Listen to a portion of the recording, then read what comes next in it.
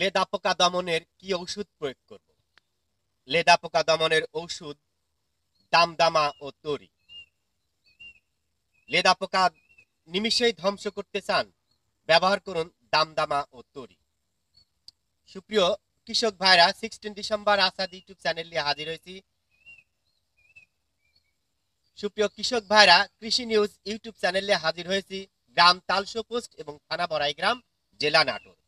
অনেকেই লতিরাজকুচু এক চাষ করেছেন। লেদা পোকার আক্রমণে হয়তো লতিরাজকুচু একের গাছ নষ্ট হয়ে যাচ্ছে। সুপ্রিয় দর্শক, আপনাদের যদি একটি পাতা আমরা দেখাই তাহলে দেখেন, এই দেখেন, একদিনের ব্যবধানে কিন্তু পাতা খেয়ে একবারে শেষ করে ফেলেছে। এই দেখেন কি অবস্থা।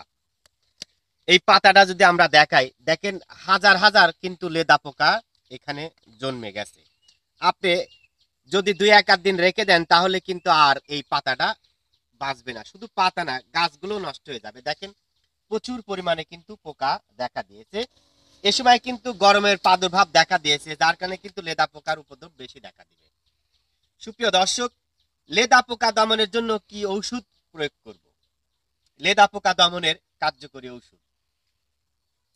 লেদা পোকা মাত্র 2 ঘন্টার মধ্যে ধ্বংস করে দেয় দামদামা ও তরি। সুপ্রিয় দর্শক, আপনারা আমার হাতে দেখতে পাচ্ছেন তরি, এক পাতা 10 গ্রামের তরি, এবং রয়েছে ইনতেফা কোম্পানির দামদামা।